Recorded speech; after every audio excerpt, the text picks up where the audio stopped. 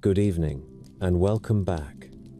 Tonight, we're stepping into the long and dramatic story of the Byzantine Empire, the eastern half of Rome that refused to disappear.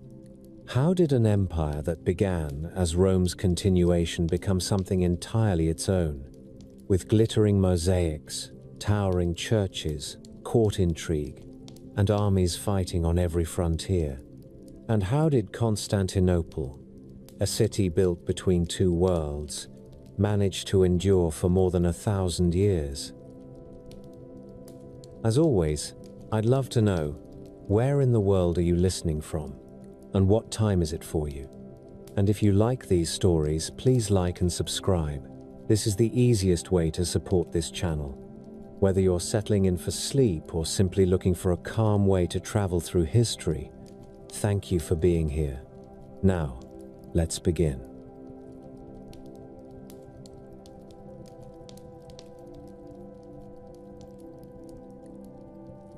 A rider came through the Golden Gate with mud on his cloak and a leather tube tied to his saddle. He pushed past carts and pedestrians on the main road, then slowed when the street narrowed and the crowd thickened.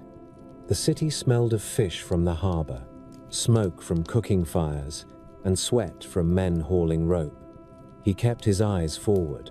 A guard at an outer checkpoint stepped into his path and held up a hand.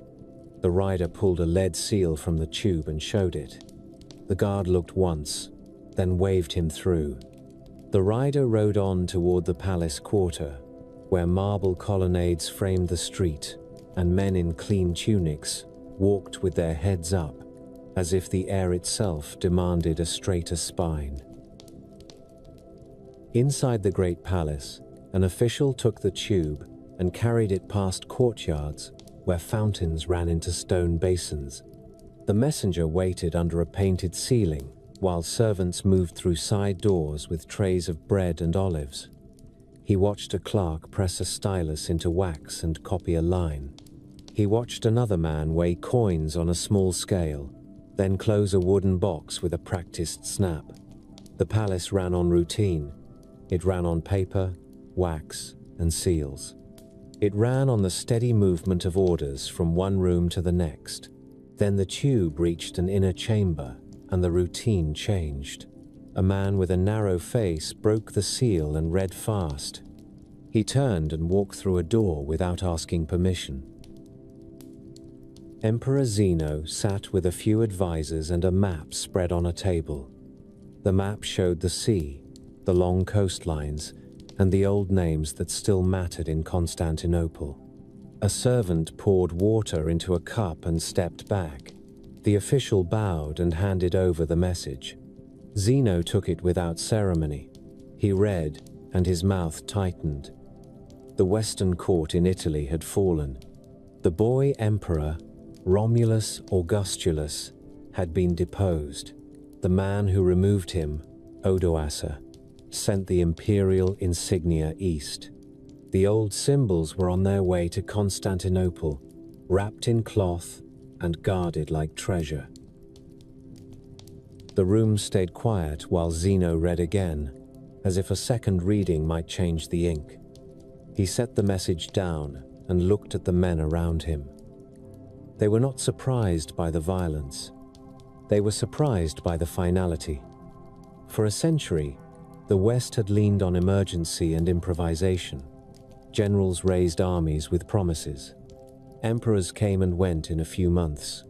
Cities paid ransoms to avoid sacks. Now the West had no emperor at all, and the last act came with the careful politeness of a package delivery. Zeno tapped the table with one finger, slow and steady, and spoke about titles, legitimacy, and the weight of that insignia when it arrived. He did not raise his voice. He did not need to. The message said one clear thing. Constantinople held the imperial office alone. Outside the palace walls, the city kept moving. The harbor cranes creaked. Longshoremen cursed as they rolled barrels of wine and oil. Bakers shaped dough and slid loaves into ovens. In the Hippodrome, the factions argued about races that had already happened and races that had not yet happened. A man in a dye shop leaned over a vat, stained to the elbows, and listened to a rumor that the West was gone. He shrugged.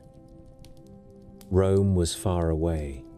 His life sat within sight of the sea walls, and the sea walls still stood. He cared about bread prices, taxes, and whether the next shipment of grain arrived on time. Constantinople cared about those things too. That was one reason it survived.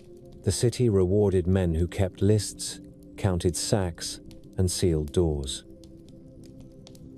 Zeno had other problems that did not wait for news from Italy. He had enemies within his own court and enemies on the borders. He had soldiers who expected payment and generals who expected promotions.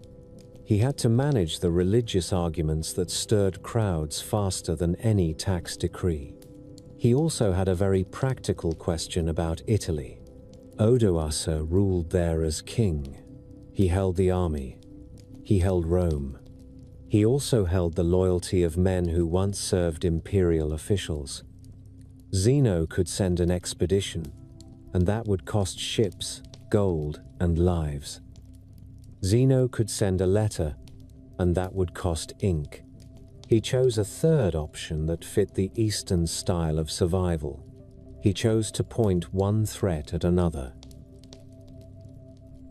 To the north and west, Theodoric led the Ostrogoths, hardened soldiers with families and wagons, settled uneasily in imperial territory. They were nominal allies, paid with land and promises, and they behaved like men who expected more.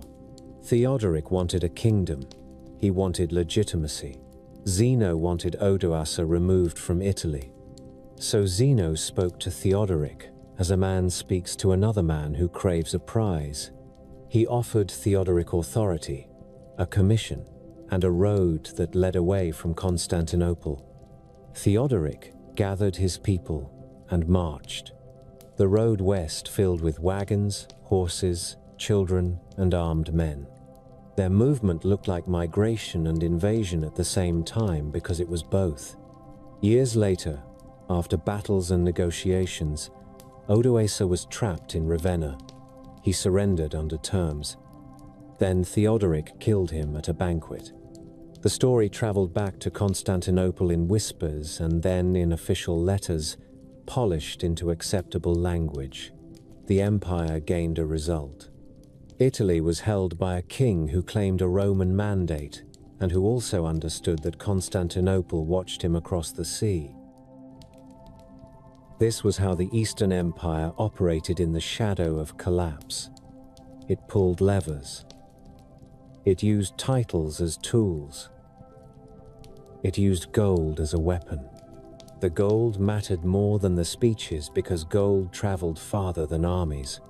The solidus, minted in bright yellow metal and stamped with an imperial face, passed from hand to hand in Constantinople, Alexandria, Antioch, and beyond.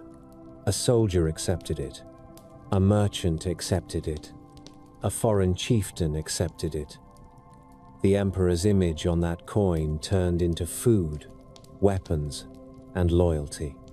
When the West broke into kingdoms, their rulers issued coins too, but many of those coins carried the ghost of Roman forms. Some carried an Eastern emperor's name because that name still meant something in the market. Constantinople also held a physical advantage. Theodosian walls rose in long, thick lines, built in layers with towers that allowed defenders to move and shoot. A man on patrol could walk those walls and see the sea in one direction and the land beyond in another. He could see small boats and big ships. He could see distant dust on roads. He could see warning signs early. The walls did not guarantee safety. They bought time. Time allowed the palace to send orders, to gather troops, to pay allies, and to close gates. The West had strong walls in places too, but it lacked the centralized machine that could keep those walls staffed and supplied year after year. When Zeno died in 491, he left a court that hated him and an administration that still functioned. He also left a succession crisis that could have torn the empire apart. A crowd gathered at the Hippodrome, impatient and loud, demanding a ruler who fit their idea of legitimacy. In the palace, officials and guards chose Anastasius, a civil servant with a careful manner and a reputation for counting money. He was older, with a calm face. He married the widow of Zeno to strengthen his claim. Then he sat down at the desk that mattered and began work. The first years of Anastasius brought internal conflict. Men who had benefited under Zeno tried to keep their power. Soldiers muttered. An Isaurian war broke out as armed groups resisted the new regime. Anastasius responded with steady force. He sent commanders into the rugged regions. He built supply lines. He paid troops. He waited out the rebellion and reduced it piece by piece. While generals fought in the hills, clerks in the capital kept writing. That division of labor kept the empire alive. Men bled in the provinces. Men stamped documents in the city. The taxes still came in. Anastasius cared about money with a directness that bordered on obsession. He reformed the coinage, issuing better small copper coins that made daily trade easier for ordinary people in the market. He also abolished a hated tax on trades and professions that had driven people into debt and bribery. These changes did not come with speeches about mercy.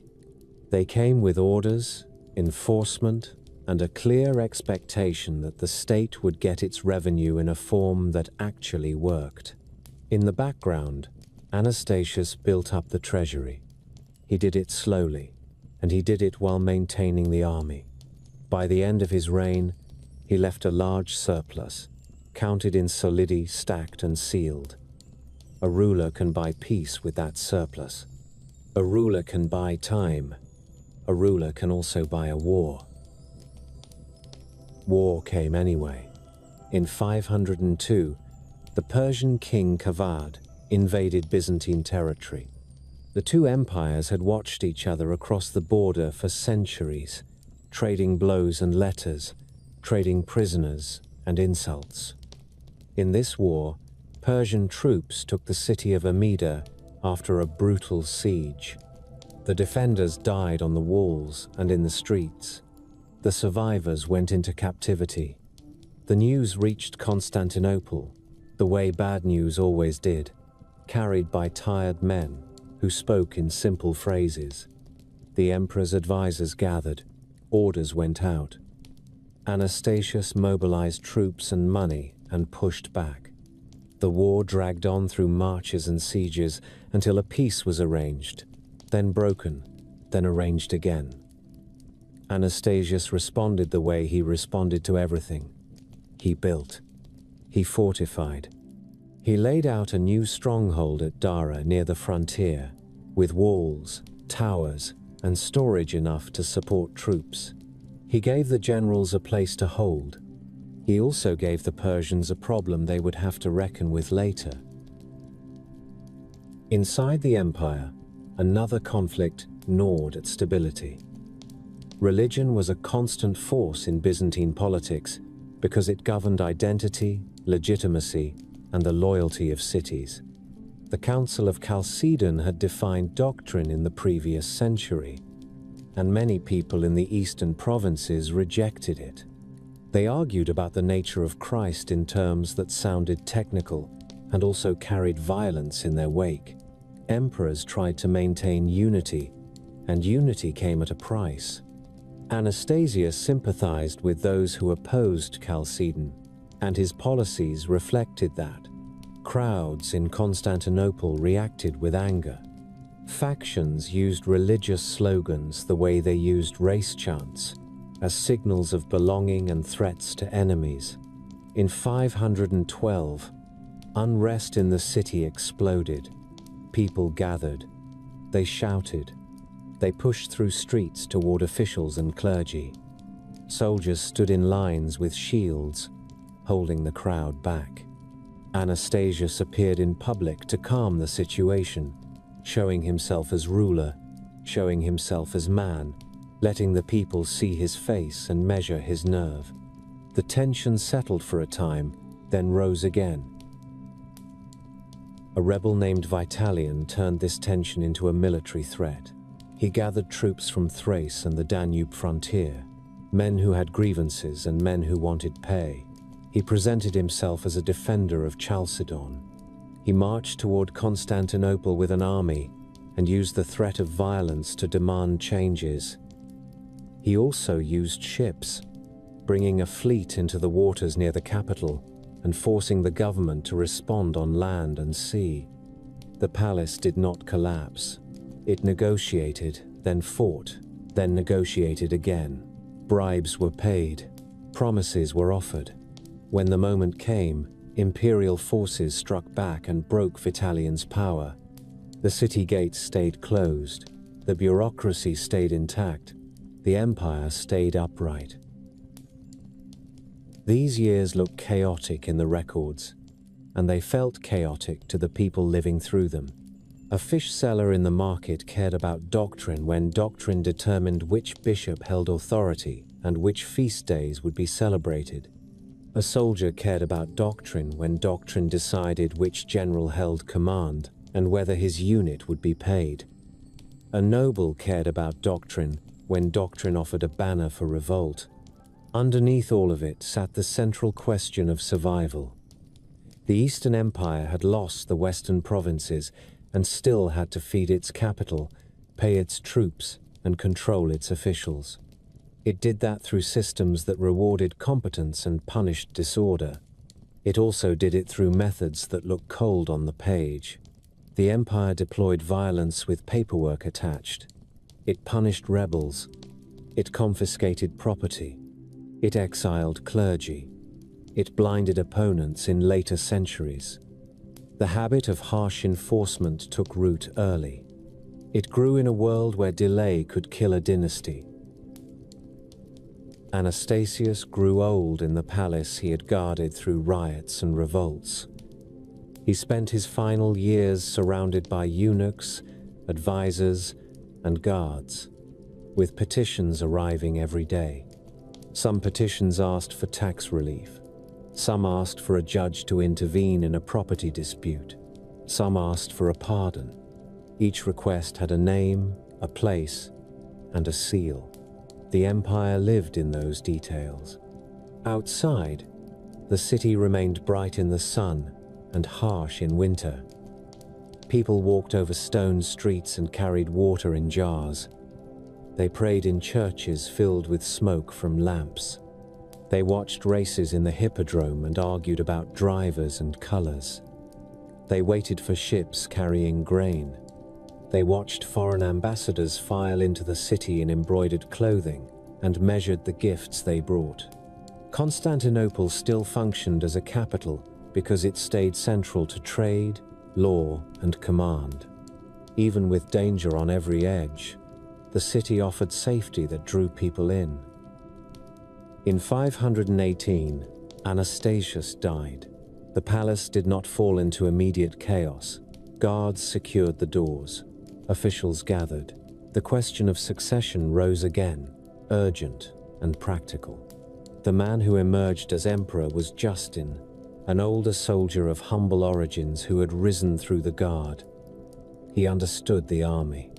He understood what a pay chest meant to loyalty. He also had a nephew named Justinian who watched closely, learned quickly, and kept his own counsel. In the corridors of the palace, men spoke of continuity and stability. In the barracks, soldiers listened for news of bonuses and commands. In the churches, clergy listened for signs of doctrinal change. The Eastern Roman Empire moved into its next phase with the same tools it had used to survive the West's collapse: gold, walls, paperwork, ruthless choices made in quiet rooms.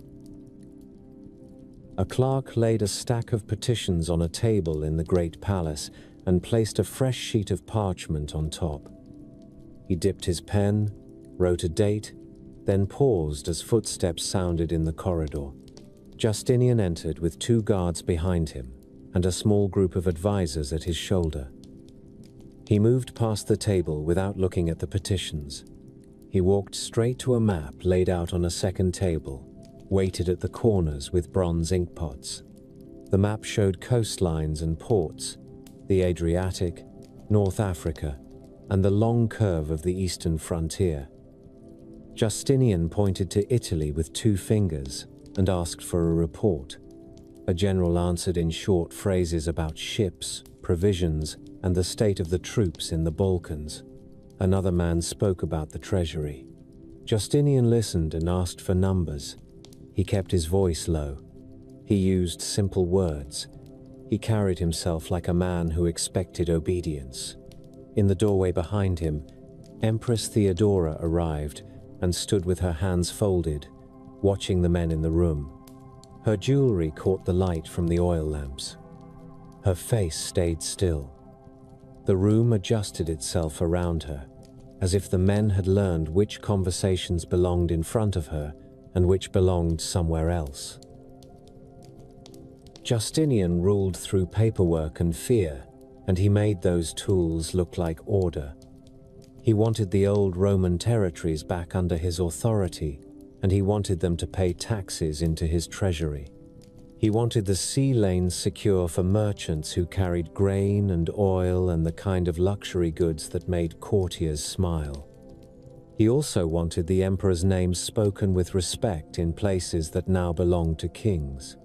He sent agents with letters and gifts. He sent officers to inspect units and replace commanders. He sent tax collectors into provinces where people already complained about taxes. He also watched the church with the same careful focus he gave to the army. Priests and bishops held real power in cities. They controlled crowds. They carried the loyalty of neighborhoods. Justinian met with them in rooms that smelled of incense and wax, and he spoke to them with the calm tone of a man asking for cooperation. He expected compliance. When he did not get it, he used exile, imprisonment, and confiscation. Theodora watched those decisions too. She had grown up close to crowds and close to violence. As a young woman, she had worked in the theater and in the circus world, with performers who had to smile under shouting and thrown objects. In the palace, she brought that same awareness of mood and danger. She read faces quickly. She remembered names. She kept her own network of supporters, including clergy and court officials, who owed their position to her approval. In January of 532, the city broke open. The racing factions in the Hippodrome, the Blues and the Greens, had turned their rivalries into politics and their politics into street fighting. Men carried clubs and knives. They attacked each other in alleys and then disappeared into the crowds. Some were arrested, some were sentenced. 2 condemned men survived a botched execution and took refuge in a church. The factions demanded mercy for them. Justinian refused and then wavered, and the crowd treated that wavering as weakness. On the day of races, the stands filled with shouting. The emperor sat in his box above the track with guards close by. The chanting began as a demand, then became an insult, then became a threat. Nika, conquer. The word rolled through the hippodrome, while the emperor's officials watched the mass of bodies below. Within hours, the crowd spilled into the streets. Fires started. Smoke rose over the city. The rioters targeted symbols of authority. They burned buildings, including the Church of Hagia Sophia, and the flames spread to nearby structures. Men dragged furniture into the streets and broke it for fuel. A group stormed the prison and freed inmates who joined the chaos. Another group shouted the name of a rival claimant to the throne and moved through the city like a marching column, picking up more men as they went.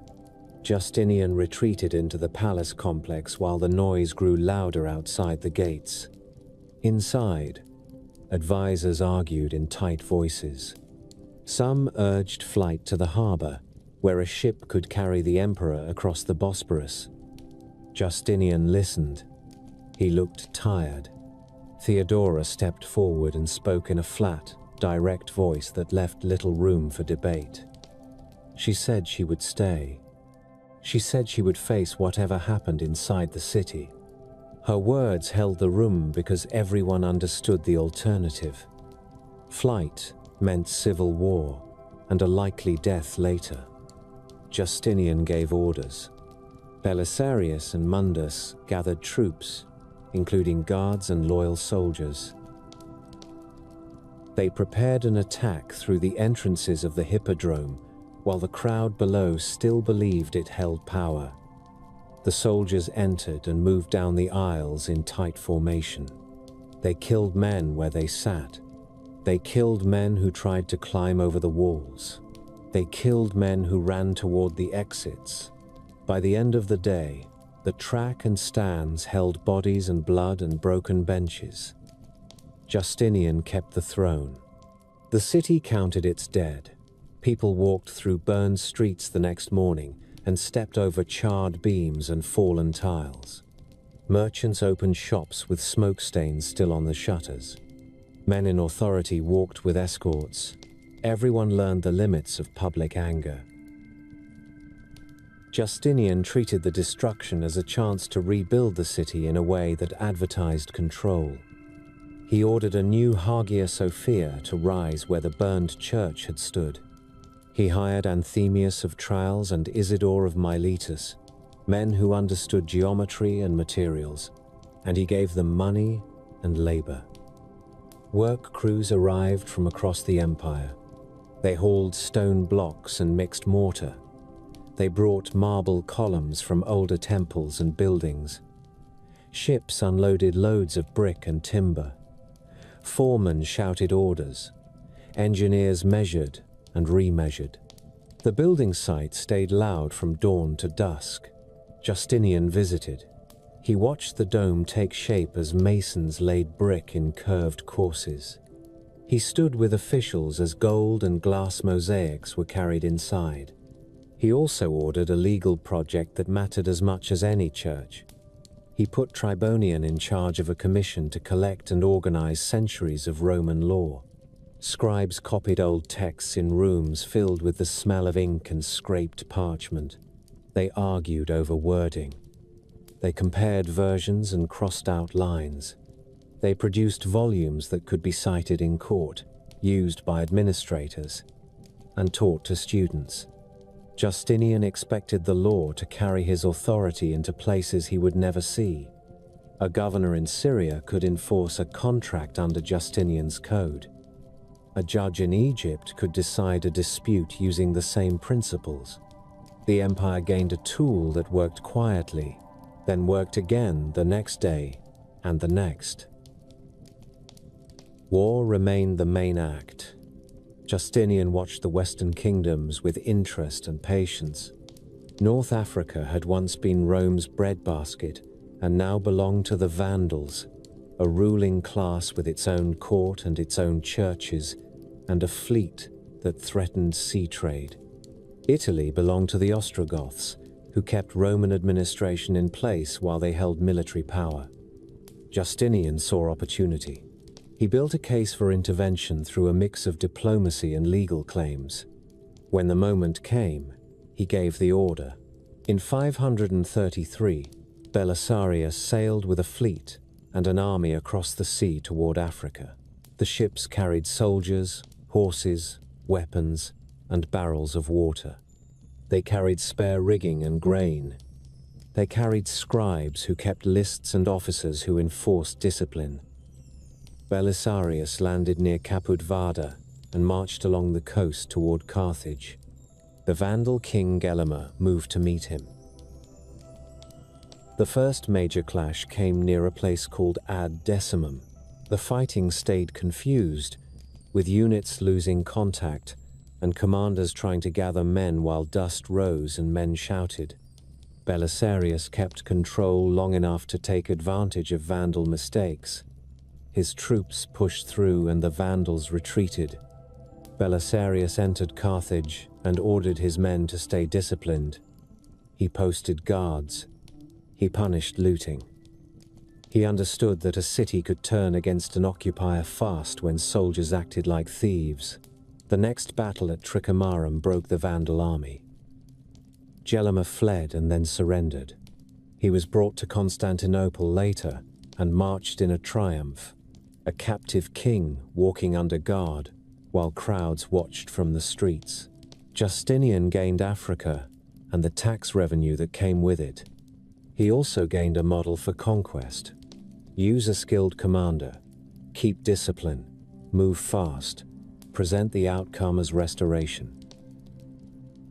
Italy took longer and cost more. The first moves looked easy. Belisarius took Sicily, then crossed to the mainland, took Naples after a hard siege, and entered Rome. The city of Rome still carried symbolic value, and Justinian wanted it under his name. The Gothic court responded with force. They besieged Rome. Belisarius held the walls, repaired breaches, and ran supplies into the city under pressure. The fighting dragged on through months of hunger and disease and constant skirmishes outside the gates. People in Rome died of wounds and sickness. Animals died too. The streets filled with the smell of refuse. When the siege lifted, the war continued in marches and counter-marches across a devastated countryside. Justinian ordered reinforcements and demanded results. He also watched another front. In 540, the Persian king Khosrow crossed the frontier and took Antioch, one of the great cities of the east. Persian troops looted and carried captives away. Justinian faced a decision. He had poured resources into Italy, and now his eastern provinces faced direct attack. He negotiated with Khosrow, using payments to buy time, then tried to manage both wars at once. That balance depended on money, and the money came from taxes. Tax collectors pushed harder. Officials looked for arrears. Villages that had survived earlier conflicts now faced demands backed by soldiers. People paid when they could. People hid grain when they could. People bribed officials when they could. In 541 and 542, another disaster arrived by ship. The first cases appeared in the capital, then spread. People developed fever. Some developed swellings in the groin or under the arm. Many died within days. The city's normal routines fell apart. Families stayed indoors. Workers abandoned jobs. Corpses lay in houses because relatives feared touching them. The government tried to respond. Officials organized burial teams. They dug pits and filled them fast. They used carts to carry bodies.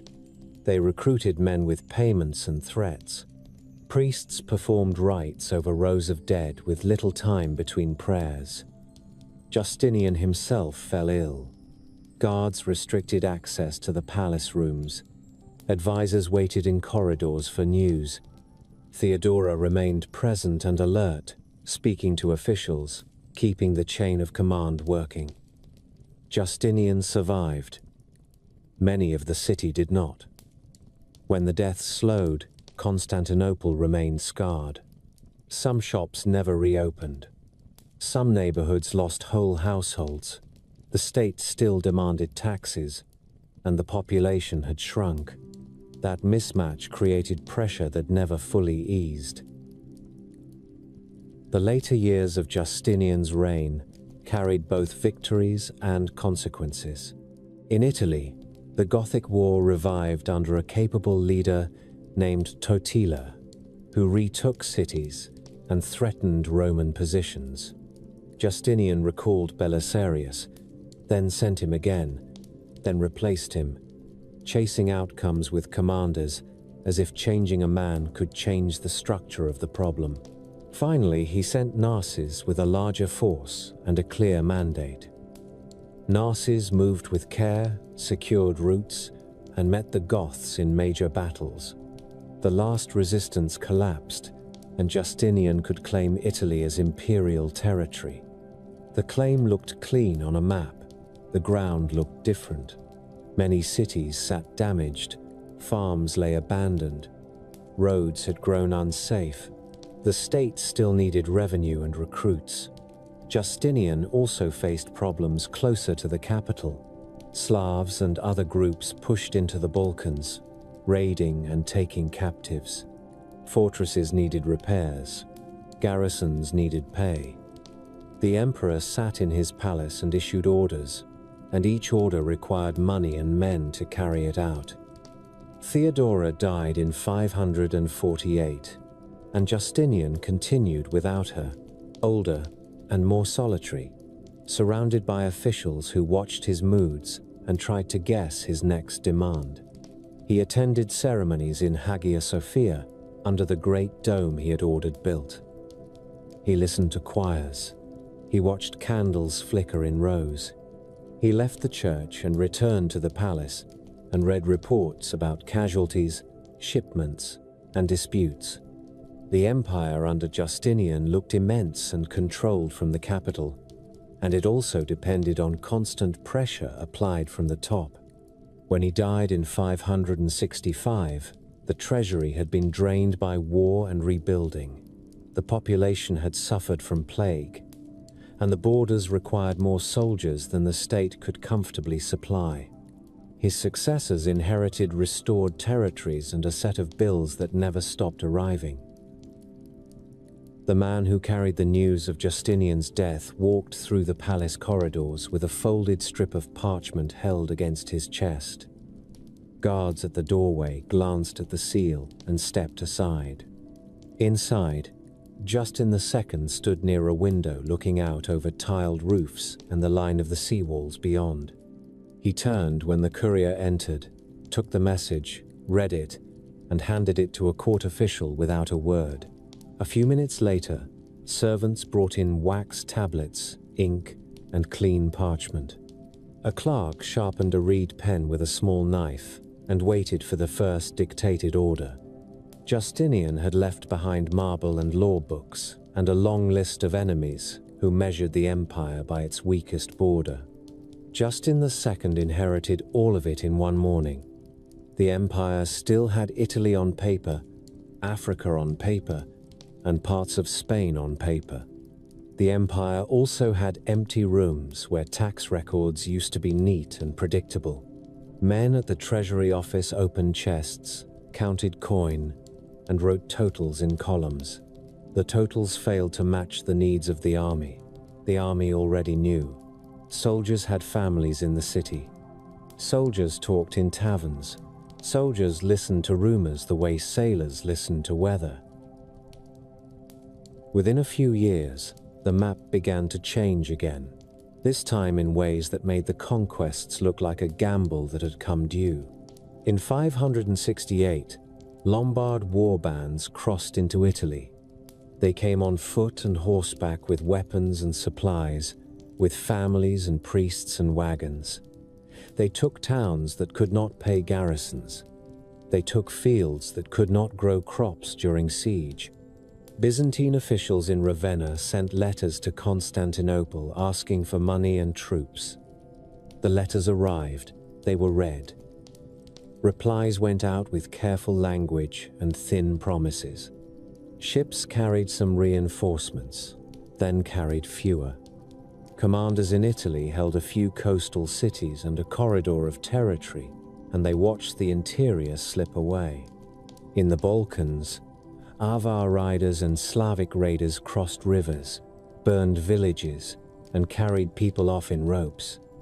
Imperial officers tried to gather forces to stop them. Those forces cost money. The treasury remained tight, Justin II made choices that looked confident in ceremonies and looked panicked in private meetings.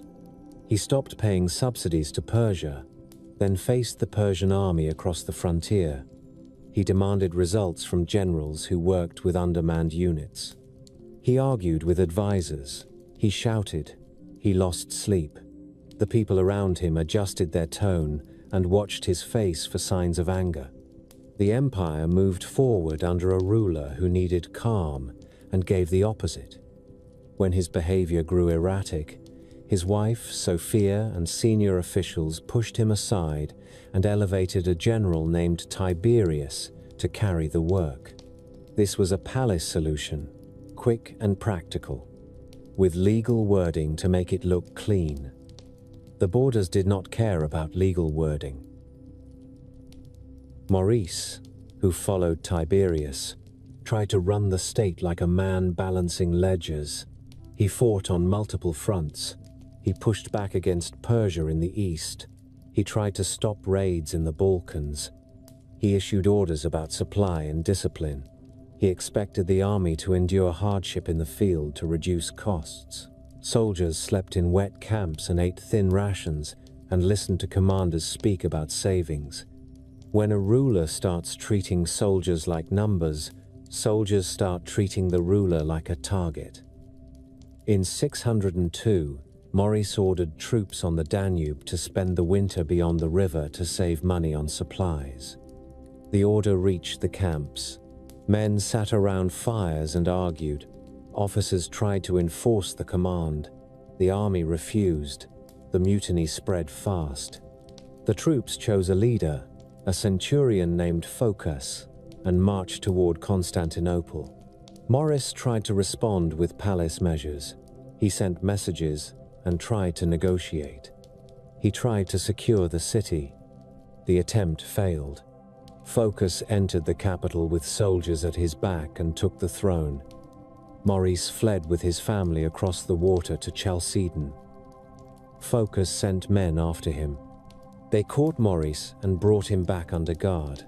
Maurice stood on a shore or a dock, close enough to smell salt and tar, and watched as his sons were brought out and killed in front of him one by one. Then the executioners killed him. Soldiers who had once sworn loyalty stood close and watched. Some looked away. Some stared. Phocas returned to the city and began ruling through intimidation, rewarding allies, punishing rivals, and searching for plots in every corner of the palace. Across the eastern border, the Persian king Khosrow II received reports about the coup and the executions. He had once been helped by Maurice during an earlier Persian civil conflict. He had reasons of policy and reasons of pride. He gathered his commanders and moved. Persian armies crossed into Byzantine territory under a stated goal of restoring order and avenging Maurice. The stated goal looked noble in letters. The movement looked like conquest on the ground. In 603, towns along the frontier fell. In the following years, Persian forces pushed deeper, taking cities that had resisted for centuries. Byzantine generals tried to stop them, while the palace in Constantinople turned inward. Phocas feared conspiracy more than invasion. He replaced commanders, executed suspects, and filled the court with men who said what he wanted to hear. Provinces paid the price. Reports arrived with lists of captured cities, missing units, and refugees flooding roads. The palace read them and stamped them and filed them. The Persians kept marching. In 611, they took Antioch. In 613, they won a major battle near the city and broke Byzantine resistance in the region. In 614, Persian troops entered Jerusalem. They looted churches and carried off treasures. They took the relic known as the True Cross and sent it east as a trophy. Clergy in Constantinople spoke about this in sermons. People in the city listened and crossed themselves, and then asked whether the grain ships would still arrive. The grain ships mattered because the city's population still needed daily bread, and the state still needed order inside the walls. In 619, Persian forces entered Egypt. They took Alexandria. They gained the province that had long supplied grain to the capital. Merchants in Constantinople watched prices rise. Officials at granaries recalculated rations. Soldiers at the gates watched the crowds more carefully. In 610, while the Persian armies advanced, another fleet entered the harbor of Constantinople. Heraclius arrived from Africa with ships and soldiers, backed by the local elite of Carthage, who had decided that Phocas would destroy the empire if he stayed in power. The fleet anchored. Men in armor climbed onto the docks. Crowds gathered. The city guard assessed the situation and chose sides. Inside the palace, Phocas tried to rally support. He failed. Heraclius's supporters seized Phocas, dragged him into a public place, and killed him. The new emperor began his reign with blood in the streets and a problem list that could fill a room. Heraclius held meetings that lasted into the night. He spoke with treasury officials. He spoke with generals. He spoke with clergy, including the patriarch, who held influence over the population and access to church wealth. The conversations produced decisions that sounded extreme and also sounded necessary. The state needed money to pay troops. Heraclius allowed the use of church plate and church funds for the war effort. Clergy cooperated. Officials collected what they could. Workmen melted objects in furnaces and poured metal into forms. Scribes recorded weights and totals. The war shifted from a distant frontier problem to a survival problem. Persian forces stood within reach of the capital's supply lines. The Balkans remained unstable. Avars and Slavs raided up to the long walls outside Constantinople. Heraclius faced the old imperial equation with sharper numbers. Pay the army or lose the army. Lose the army and lose the capital. Heraclius made a decision that alarmed many in his court. He chose to take command in person and carry the war to the enemy. He left the city with a field army and marched into Anatolia, moving along roads where villages stood damaged and fields had gone untended. He brought priests and relics to strengthen morale. He brought engineers to repair bridges and manage siege equipment. He brought supply officers who kept track of grain, fodder, and coin. The army moved in disciplined columns when it could, and in scattered groups when terrain forced it. Heraclius learned quickly that this war would be won through marching and wintering and marching again, through negotiation with local leaders, and through controlling the routes that moved food and troops. He aimed at Persian forces when he could. He avoided fights when he needed to preserve men. He also worked through alliances.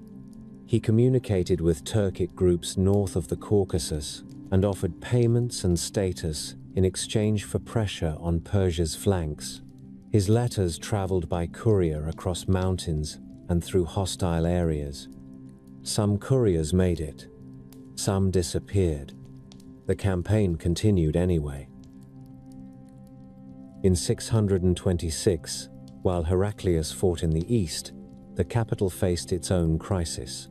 Avars marched toward Constantinople with a large force, bringing siege equipment and allied Slavic boats. Persian troops reached the Asian shore across the Bosporus and waited, unable to cross because the Byzantine navy controlled the water. The city prepared. Gates were secured. The walls were manned. Stores of arrows and stones were moved into place. Women carried water to defenders. Priests walked along sections of wall with icons held high, and soldiers watched them pass. Outside the walls, the Avars attacked. They brought ladders. They tried to breach gates. Slavic boats moved across the water and attempted to land troops. Byzantine forces repelled them with missiles and close combat. Men fought on the ramparts with spears and swords. They pushed ladders away with poles. They threw rocks. They poured burning material onto attackers. The assault continued for days. The city's defenders held. The navy destroyed boats on the water. Without coordination with the Persians across the strait, the Avars could not complete the encirclement. The Avars withdrew. Their retreat left broken equipment and dead men in the ditches. Constantinople remained standing. Inside the city, officials counted remaining supplies and prepared for the next threat. Heraclius pressed harder. In 627, he moved deep into Persian territory with a smaller army, choosing speed and surprise over size. He marched through cold weather, along rough roads, with troops who wrapped cloth around their legs and hands. Scouts rode ahead. They returned with reports of Persian movements. Heraclius's army met a Persian force near Nineveh. The fighting took place on open ground, with visibility limited at times by weather and dust. Units closed and separated and closed again. Soldiers stabbed and hacked at close range. Horses fell. Commanders shouted. Heraclius stayed near the action. He moved with his guards and tried to keep his men focused. The Persians retreated after heavy losses. Heraclius pushed forward and threatened the Persian heartland. Persian nobles turned against their king. Khosrow II was removed and killed. The new Persian leadership opened negotiations. In 628, terms were agreed. Persian forces withdrew from Byzantine territory. Captured cities returned to imperial control. The true cross was returned. Heraclius traveled with it later, bringing it back in a public ceremony. People watched from streets and church doors as clergy carried the relic and the emperor followed, dressed for ritual and display. The empire had survived a war that had reached into its core provinces. It had done so through desperate finance, relentless campaigning, and palace stability after a violent coup. The cost remained visible. Towns lay damaged. Many soldiers were dead. Whole districts in the east had changed hands multiple times. The empire's administration returned to these places and tried to restart tax collection and law courts, as if routine could erase the last 20 years. Then, a new series of reports began arriving from the south. Arab forces, newly united under Islam, moved out of Arabia and into the borderlands. The first raids looked familiar. Border troops had seen raids for centuries. These raids increased in scale and coordination. Commanders in Syria sent requests for reinforcements. Heraclius had little to spare. The army had fought Persia for a generation. Units were under strength. Horses were scarce. The treasury had been stretched by years of emergency measures. In 634 and 635, battles took place across Syria. Cities surrendered after negotiations. Others resisted and were taken. In 636, Byzantine forces gathered near the Yarmouk River to stop the advance. The army included regular troops and allied contingents. The officers argued over deployment. The battle unfolded over several days. The Byzantines faced mobile opponents who used cavalry effectively and maintained pressure. The Byzantine line broke. Soldiers fled. Many died in pursuit or fell into ravines. The defeat opened Syria to further conquest. Heraclius received the news while in the north, and the report would have carried lists of losses, names of commanders, and the short phrases that signaled catastrophe. He traveled back toward the capital and stopped in Antioch. He looked at the city he had once regained and now risked losing again. He ordered evacuations of officials and moved what treasure he could. He withdrew. Jerusalem fell after a siege and negotiation in 637. Egypt followed. Byzantine forces tried to defend the Nile routes and the fortified points, but the province fell in stages. Alexandria surrendered in 642. Grain supplies shifted to new authorities. Constantinople adjusted its supply network again, relying more on Anatolia and the Black Sea. The empire shrank fast. The people in the capital still watched races. The bureaucracy still wrote letters. The palace still held ceremonies. Beyond the walls, the map had changed. Heraclius aged during these years. His hair turned grey. His health deteriorated. He spent more time in rooms where advisors spoke softly and where the smell of medicine mixed with lamp smoke. He had sons by different wives, and factions formed around them. Courtiers watched the succession question the way vultures watch a road. The emperor's victories against Persia remained real, and they also looked distant as new defeats arrived. When he died in 641, the empire retained its capital, its Anatolian heartland, and parts of the Balkans and Italy. It had lost Syria, Palestine, and Egypt, provinces that had fed the treasury and the army. The state reacted through practical measures. It reorganized military districts in Anatolia to support local defense and reduce the cost of long campaigns. It shifted resources toward fleets and fortified positions. It relied on the walls and the navy again. The officials who managed these changes did not speak about destiny. They spoke about rations, recruitment, ships, and pay. The empire had survived the fall of the West, survived plague, survived civil war, survived Persian occupation, and survived the siege of its capital. It now faced a neighbor with momentum and discipline, and it had fewer provinces to fund resistance. The men who ran Constantinople understood the pattern. A crisis arrived. The state narrowed its focus. It spent what it had. It demanded obedience. It lived through another year. The first order went out while the city still smelled of burned pitch from the last attack at sea. A messenger carried it from the palace to the gatehouse guards, then to the harbor offices, then to the clerks who kept lists of church property. Constantinople had survived the siege of 717 and 718 through hard choices and hard weather. Leo, the new emperor, had taken the throne with soldiers at his back and an enemy army outside the walls. Arab troops camped on the landward side with tents and livestock, and their fleet filled the water with sails and oars. The defenders locked the gates and rationed food. Men carried stones to the walls and stacked arrows in bundles. At night, sentries walked the towers with lamps covered by cloth to keep the light low. The navy waited for the right moment and then pushed out with tubes and pumps that sprayed burning liquid onto enemy ships. Wood caught fast. Men jumped into the water.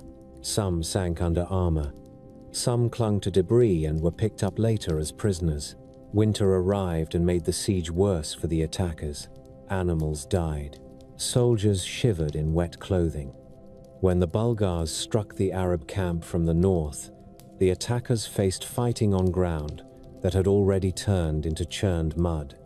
The city endured. When spring came, the enemy withdrew. The streets filled again. Merchants reopened stalls. Priests held Thanksgiving services. Leo listened to the prayers and watched the crowds, and he judged the mood as carefully as he judged a frontier report. He had a battered empire on his hands, and he needed obedience. He also needed an explanation that would hold the public still when the next crisis came. Leo chose the churches. The capital and the provinces were full of images.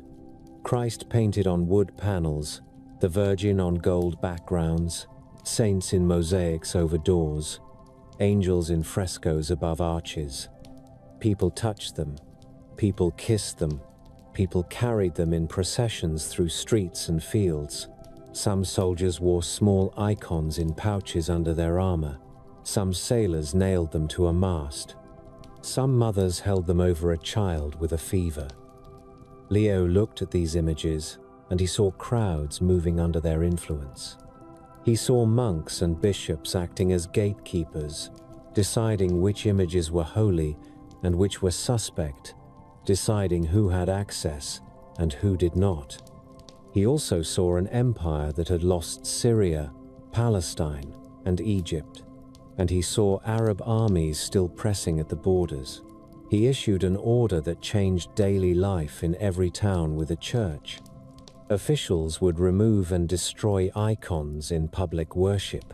Clergy would stop encouraging their veneration. The police and the army would enforce compliance. The message traveled as ink on parchment and as shouted instructions at city gates. In Constantinople, workers climbed ladders to reach an icon above the bronze gate of the palace complex. A crowd gathered and shouted at them. Someone threw a stone. A man on the ladder lost balance and fell. Soldiers moved in with shields and clubs. People ran. Some were caught. Some were dragged away. The next day, the ladder went up again and the image came down. The policy did not move like a clean knife through the empire. It moved like a bar fight that spreads from table to table. In some places, local bishops cooperated and told their congregations to obey. In other places, monks locked church doors and stood in front of the icons with their arms out. In some towns, soldiers arrived, broke the doors, and pulled men aside by their hair. Icons were carried out and burned in courtyards. Wooden panels cracked in the fire. Gold leaf curled and blackened. Smoke rose over neighborhoods where people had prayed for years. The state seized monastic lands and property and redirected income to the treasury and the army. Clerks inventoried silver cups, candlesticks, and reliquaries. They wrote totals on tablets and sealed storerooms. Some bishops lost their seats. Some monks were arrested and sent to prison in chains. Others fled into mountains and lived in caves or small villages where sympathetic families fed them. Leo had supporters who agreed with him and opponents who feared his policies. He used the methods every emperor used. He rewarded loyalty with offices. He punished resistance with exile and property seizures. He also had to keep the army focused because the army guarded the walls and marched to the frontiers. Any civil dispute that weakened discipline could turn into a disaster at the next battle.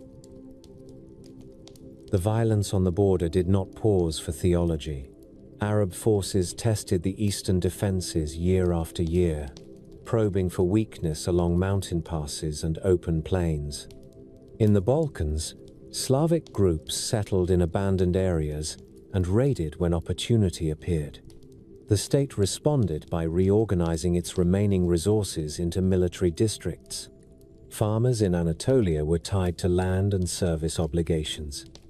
Officers in these districts managed local defense and provided troops when the emperor called. Men who had once traveled far with expeditionary armies now guarded valleys near their homes. The system improved survival. It also gave local commanders more power and made internal politics sharper. An emperor needed the loyalty of these commanders and the loyalty of their soldiers. Leo worked the system with care and suspicion. He chose reliable men. He watched for ambition. He also raised his son Constantine to inherit the job with a hard education in violence and administration. When Constantine V took power, he treated the conflict over images as a problem that needed a decisive solution. He also treated it as a test of authority. In 741, a rival named Artabazdos seized Constantinople for a time and presented himself as a protector of icons. His supporters held sections of the city and used the church as a base. Constantine gathered loyal troops, marched back, and took the city after fighting in streets and at gates. When he regained the palace, he punished the losers in public. He had Artabasdos blinded. He exiled or executed leaders. He moved fast to restore control of the guard units. Then he went after the institutions that backed his enemies. He targeted monasteries and the monks who opposed his icon policy. Some monasteries were closed. Some were converted to barracks or warehouses. Some monks were forced to sign statements of compliance. Others were paraded through the city as a warning. Constantine held a council in 754 at Hieria, across the water from Constantinople, and pushed through official condemnations of icon veneration. Bishops signed the decrees. Scribes copied them. Couriers carried them to provincial centers. Churches were instructed to remove images and replace them with crosses or simple decoration. Some artisans who made icons lost their livelihood and found other work. Some continued in secret, painting small panels that could be hidden under clothing or stored in a jar. Constantine also fought. His wars mattered because they proved his legitimacy to the army. He campaigned against Arab forces in Anatolia, raiding and counter-raiding along the frontier. He campaigned against the Bulgars in the north, leading troops through passes and across rivers. He built and rebuilt fortifications. He moved populations to strengthen strategic areas, relocating families from one region to another under guard. A family could wake up in a village near the coast and be told to pack what they could carry and march inland to a new settlement. The state issued orders and enforced them with soldiers. That kind of control kept the empire from collapsing. It also created anger that simmered for decades. Constantine died in 775 after years of these efforts. The empire remained intact, the border still held. The internal conflict over images remained unfinished, and it waited for a ruler who needed a different coalition.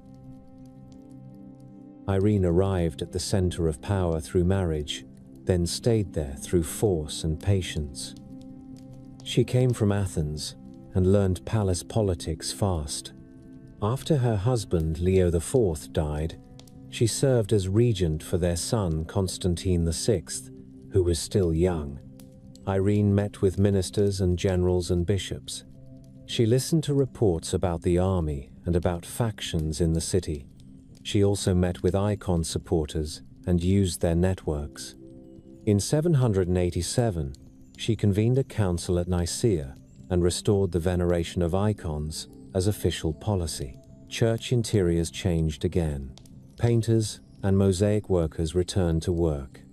Images of Christ and saints reappeared on walls and panels. People who had hidden icons brought them out. Priests held ceremonies to reinstall them.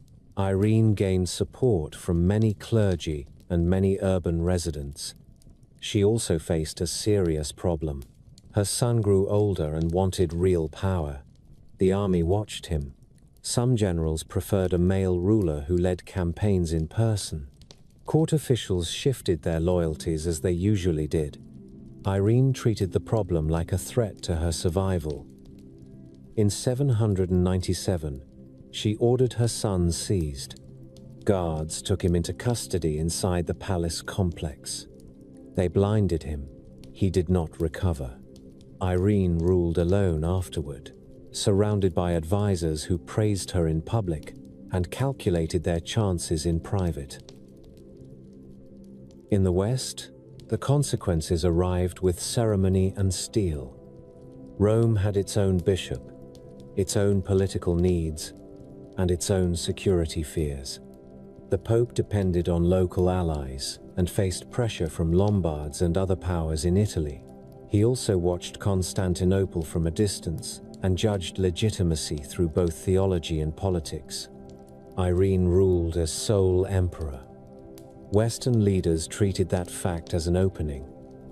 In 800, on Christmas Day, the Pope crowned Charlemagne as emperor in Rome. The act took place in a church filled with clergy and armed men. The crown was placed on Charlemagne's head in front of the altar. People shouted acclamations. The message was blunt. The West would claim an imperial title again under a Frankish king. The claim created competition. It also deepened distrust between Greek and Latin elites. Constantinople still had power and wealth, and it still held the language of Roman law and administration. It now faced a Western court that presented itself as a rival source of imperial authority. Diplomacy continued. Envoys traveled. Gifts were exchanged. Letters were written in careful phrases that concealed contempt behind honorifics.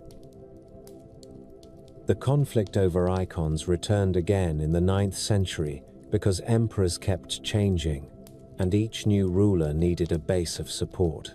Leo V took the throne in 813 after military defeats and political turmoil. He faced pressure from an army that wanted order and victories.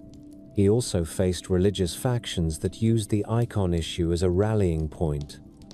Leo reopened iconoclast policies. Officials returned to churches and removed images again. Bishops who supported icons were deposed.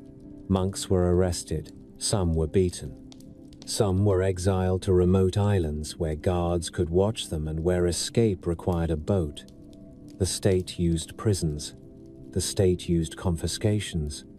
The state used the same file, keeping it used for taxes and troop rolls. A person could lose a monastery and see the loss recorded in clean handwriting. Under Michael II and then Theophilus, the enforcement continued in varying intensity. Theophilus took a personal interest. He held hearings. He ordered punishments. He used ridicule as well as force, turning public humiliation into a weapon. He also fought against Arab forces and tried to maintain the frontier defense. He needed the army. He needed revenue. He needed unity in the capital. The icon conflict made unity difficult, and Theophilus treated opposition as a security threat. When Theophilus died in 842, his widow Theodora became regent for their young son Michael III. She held the palace in her hands the way Irene had, with a close circle of advisors and with careful control of appointments. Theodora chose to end the conflict in a way that favored icons and the clergy who supported them. In 843, she restored the veneration of icons and made the change public and permanent. A procession moved through Constantinople, with icons carried high. Clergy walked in vestments. Officials walked with them. Soldiers guarded the route. Crowds lined the streets. People reached out to touch the panels as they passed. The government issued proclamations. Churches restored images again. The city's walls stayed the same, and the sea stayed the same. And inside the city, the official picture of holiness returned to painted faces and gold backgrounds. Theodora used the decision to strengthen her coalition and stabilize the regency. She also knew that the empire had no spare energy for endless internal war. The treasury needed predictable revenue. The army needed predictable pay. The border needed attention. The icon struggle had consumed decades, and many people were tired of it in a practical way. A shopkeeper wanted customers. A farmer wanted a harvest. A soldier wanted boots and rations. The wit in this period sits in the paperwork. An emperor could change doctrine and still demand that tax collectors deliver the same totals. A bishop could denounce images in the morning and request an exemption for church lands in the afternoon. A general could shout slogans about faith and then negotiate a marriage alliance with the same families he accused of heresy last year. The empire stayed alive through these contradictions because its institutions kept functioning. Clerks wrote. Judges held court. Shipmasters loaded cargo. Soldiers stood on walls and marched when ordered. The emperors used religion as a lever because it moved people, and it also exposed how dangerous people could be when moved. The War of Images ended in official terms in 843, and the memory stayed. It stayed in scars on monastery doors, in missing mosaics that were never replaced, in family stories about a grandfather who went into exile, in the long habit of viewing the palace as a place where doctrine could change with a new ruler. The empire walked forward into the next century with its icons restored, its rivals multiplying, and its borders still contested by men who cared very little about what hung on a church wall. A bronze seal hit a wooden table in a provincial office at Adrianople, and the clerk flinched as if the metal had struck his knuckles. The messenger who delivered it stood with dust on his boots and a torn strap on his satchel. He had come from Constantinople. The wax tablet he carried bore orders about land, soldiers, and taxes, written in a neat hand that meant someone in the capital expected obedience without discussion. The clerk read the lines, then called for an assistant to pull the registers from a shelf. The registers smelled of old ink and smoke from lamps. Names filled the pages in tight columns. Fields, vineyards, oxen, household counts. A soldier's service obligation sat beside a farmer's acreage, as if the state could measure both with the same ruler. Outside the office, men in wool tunics hauled sacks of grain toward a storehouse under guard. The empire was rebuilding its strength in ways that looked dull from a distance and felt sharp up close. Every sack of grain meant food for a garrison. Every garrison meant a gate kept shut at the right moment. Every line in a register meant a claim backed by armed men. In Constantinople, the palace corridors filled each morning with officials carrying tablets and bundles of parchment. Eunuchs moved between doors with keys on their belts. Generals waited in antechambers with helmets under their arms. Bishops arrived with attendants and incense on their clothing. The Macedonian dynasty held the throne, and the city ran with a confidence that showed in small details, in fresh plaster on walls, in patrols that kept markets orderly, in the steady arrival of ships that brought grain and oil. The empire had survived the long century of losses, and it had adapted. Military districts in Anatolia provided troops who lived near their assigned land, men who could be summoned without dragging an army across half the world. Fortresses guarded passes. Fleets guarded the straits and the sea lanes that fed the capital. The court also used diplomacy as a weapon. Envoys traveled with gifts and letters written in careful Greek, promising friendship while aiming to separate enemies from allies. In these years, foreigners arrived in Constantinople and stared openly. They saw the walls, the harbors, the domes, and the gold. They saw disciplined guards at gates. They saw officials who understood paperwork, and they saw a city that looked expensive to attack. The wars in the east continued, and the victories began to accumulate. Arab emirates held strong points across the frontier and sent raiders into Anatolia for plunder and captives. Byzantine commanders responded with counter-raids that burned farms and seized livestock. Prisoners were marched back under guard and sold or exchanged. In the capital, captives sometimes appeared in triumphal processions, walking behind a general while the crowd watched and shouted. Some crowds threw fruit, some threw stones, The empire also rebuilt its position at sea.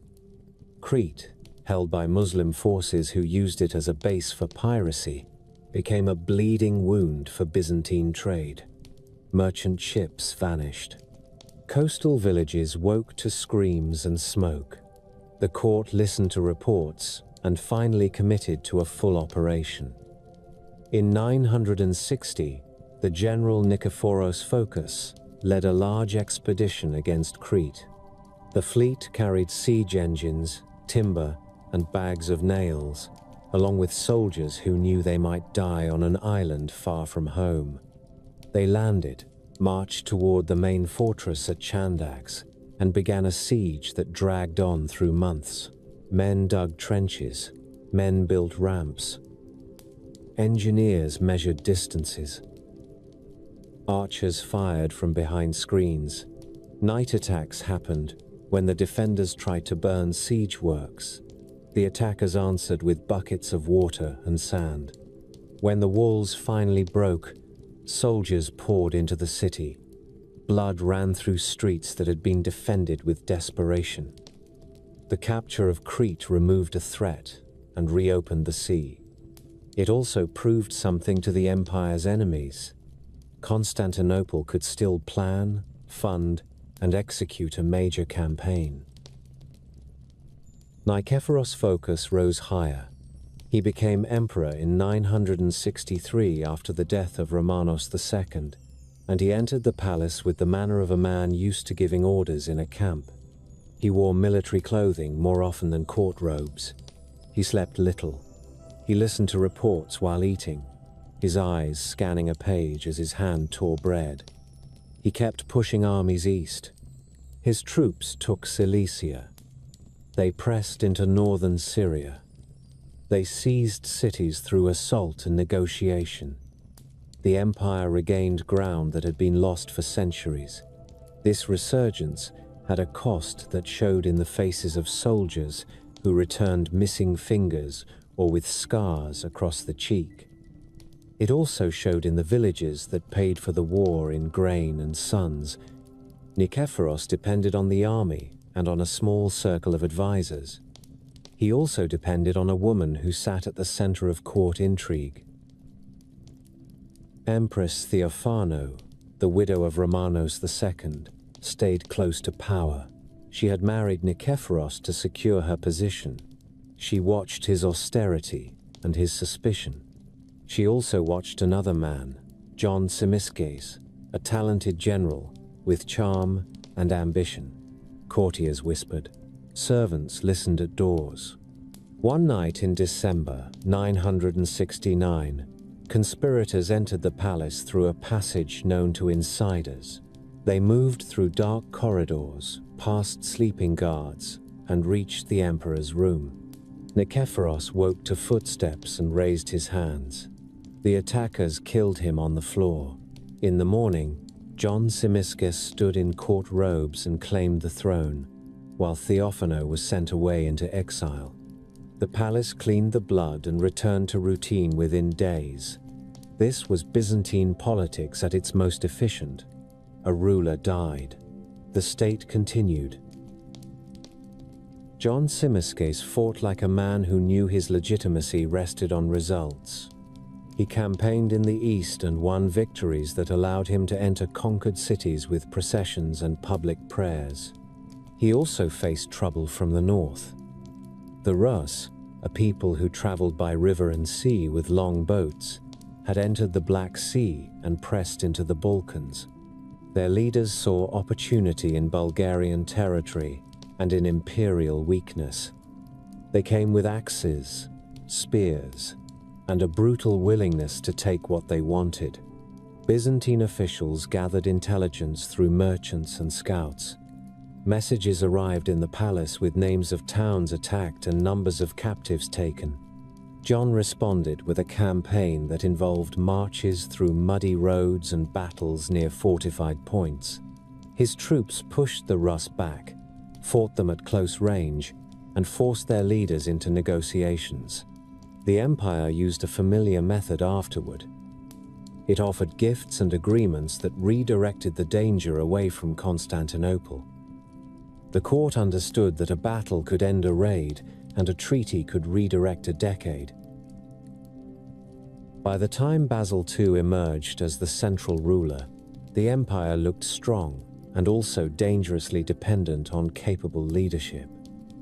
Basil became emperor as a young man, and older officials attempted to control him. Basil watched. He learned the faces of those who spoke in court. He learned which men controlled troops, which men controlled money, which men controlled access to him.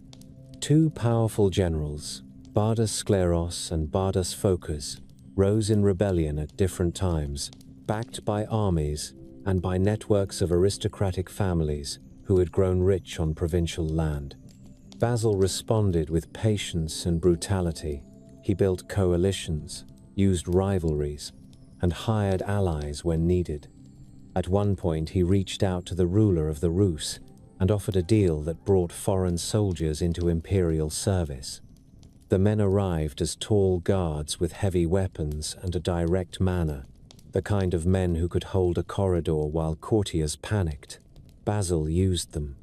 He also used the war to reshape the balance of power inside the empire. Each rebellion gave him a reason to break estates, confiscate property, and reduce the independence of powerful families. He issued laws aimed at keeping smallholders from losing land to magnates, because smallholders provided taxes and soldiers. A landowner who swallowed villages also swallowed recruits. Basil understood that. His policies had sharp edges. A family could lose land with the stroke of a pen and a squad of soldiers at the door. Basil chose Bulgaria as the central battlefield of his reign. The Bulgarian state under Tsar Samuel controlled mountains, passes, and fortresses that blocked Byzantine movement in the Balkans.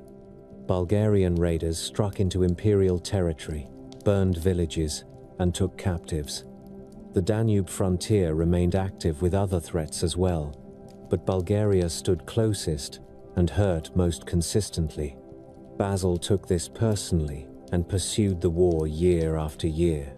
He did not treat it as a seasonal campaign for loot. He treated it as an elimination project. He marched in spring and summer. He marched in autumn. He built roads and repaired bridges. He hauled siege equipment through passes that forced men to move single file. He camped in rain. He slept in a tent with guards outside. He ate what the army ate. When his troops suffered setbacks, he punished commanders and replaced them. When towns resisted, he besieged them. He cut supply lines. He waited while hunger did the work. The war filled the ledgers with expenses and filled graveyards with dead men. The decisive moment came in 1014 at the Pass of Clydian. Samuel had fortified the route with earthworks and wooden barriers, positioned to block Basil's advance. The Byzantine army arrived and assessed the defenses. Engineers examined the ground. Officers argued about routes. Basil ordered attacks that failed at first and cost lives. Then a detachment found a path around the Bulgarian position, a route through rough terrain that required effort and silence. The flanking force emerged behind Samuel's line and attacked. The Bulgarian defenders collapsed under pressure from front and rear. Men dropped shields and ran. Others fought and died where they stood. Basil's troops captured thousands. The aftermath revealed Basil's approach to war as governance. He ordered the prisoners divided into groups and blinded, leaving one man in each group with one eye to guide the rest. Soldiers carried out the work with knives and hot irons. The blinded men stumbled, bled, and cried out. They were marched back toward Bulgaria. When Samuel saw his troops return in that condition, he suffered a collapse and died soon after. Basil continued. He took fortress after fortress. He accepted surrenders. He relocated populations. He appointed administrators. By 1018, Bulgaria fell under imperial control. Basil entered the region as ruler. He issued orders about taxes and church organization. The empire gained territory, recruits, and a secure northern frontier. Basil also gained a reputation that traveled. People spoke of him with fear in regions that had resisted. People in Constantinople spoke of him with relief because the long war had ended in victory. Life in the capital during Basil's reign held a strange mix of celebration and menace. The city hosted ceremonies with banners and choirs while the army killed and marched beyond the horizon. In the palace, diplomats from distant lands waited for audiences. They brought gifts. They presented letters. They watched court ritual with a mixture of awe and calculation. Basil used these audiences to shape foreign perceptions. He kept them waiting when he wanted to assert dominance. He gave lavish gifts when he wanted to buy peace. He also kept his own nobles on a short leash. Powerful families learned caution. They spoke carefully. They married into the right circles. They avoided open displays of ambition. Eunuchs and officials in Basil's service gained influence because they depended on the emperor and had fewer independent power bases. Basil preferred that. He trusted men who needed him. He also preferred results over charm. Courtiers who expected warmth found a ruler who gave orders and left the room. Basil's military success rested on a state that could feed armies and move money. Tax collection continued with intensity. Officials inspected villages and assessed obligations. Farmers paid in coin or in kind. When they could not pay, they faced penalties that might include seizure of property. The state kept storage facilities for grain and equipment. It maintained arsenals. It maintained shipyards. Constantinople's harbor remained crowded. Ships arrived with timber, grain, and luxury goods. Foreign merchants paid fees and negotiated with officials. The city stayed rich enough to support large construction and elaborate ritual. Churches were maintained. Monasteries held property. Artisans produced icons, jewelry, and fine textiles. Scholars copied manuscripts. This cultural activity did not require grand speeches. It required stability, patronage, and a market. Basil's victories contributed to that stability. His harsh, internal control also contributed. People could predict the rules even when they disliked them. When Basil II died in 1025, the empire stood larger and stronger than it had in centuries. The treasury held reserves. The army held experienced troops. The borders in the Balkans looked secure. The eastern frontier remained active, but the empire had leverage and depth. Basil left no son. His brother Constantine VIII succeeded him, a man who enjoyed court life and relied on advisors. Court politics shifted. Officials sought access. Aristocratic families sensed opportunity.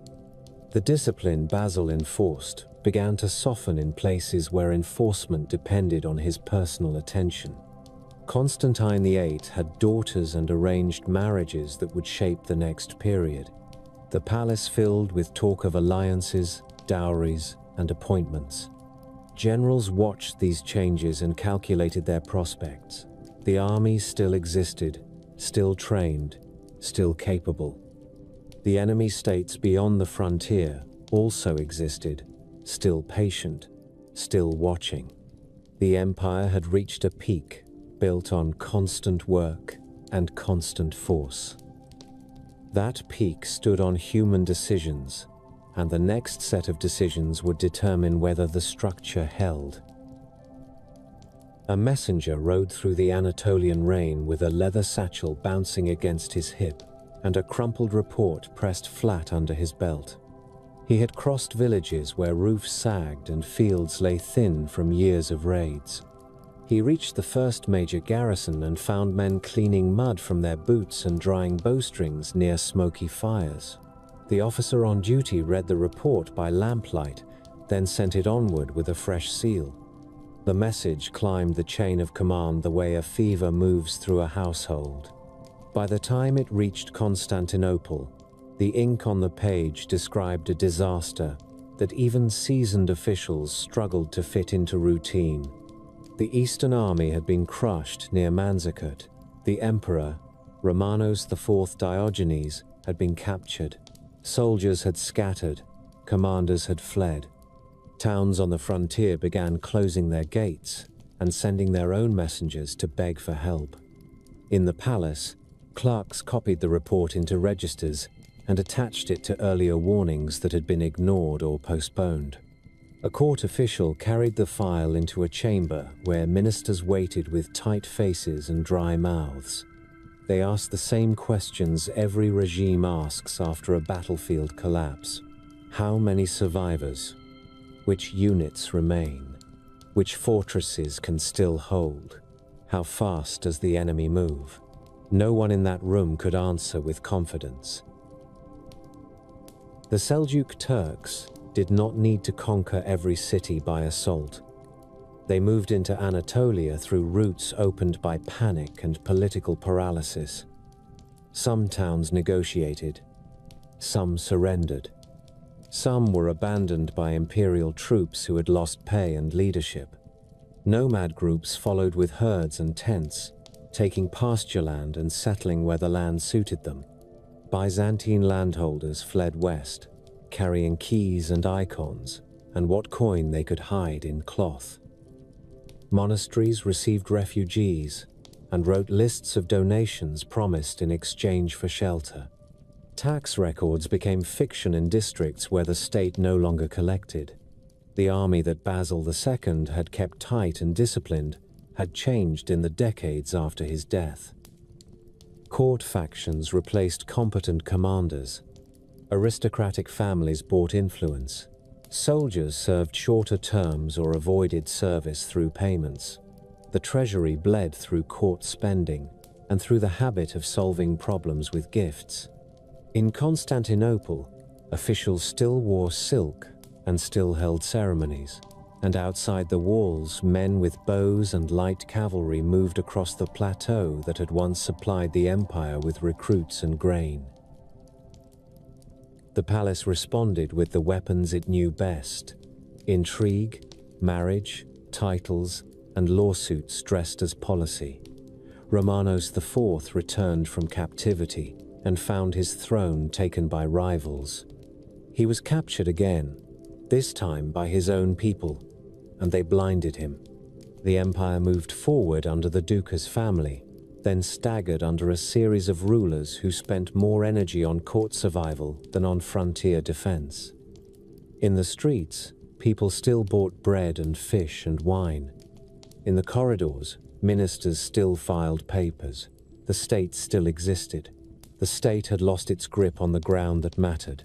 Anatolia was the heartland, filled with towns and farmland and soldiers. Losing it did not look dramatic in a single day in the capital. It looked dramatic in 100 small reports that arrived too late and were answered with too little. In 1081, a new man entered the palace with a soldier's posture and a hungry stare. Alexios Komnenos took the throne after moving through the capital with support from troops and from powerful relatives. He did not pretend the situation was stable. He treated the empire as a body on a table that required immediate surgery with rough instruments. The Normans pressed from the west, led by Robert Guiscard, men in mail and helmets who fought with discipline and came with claims to imperial legitimacy through marriage ties. The Pechenegs and other groups threatened the Balkans. The Turks held much of Anatolia. Alexios needed money, troops, and allies.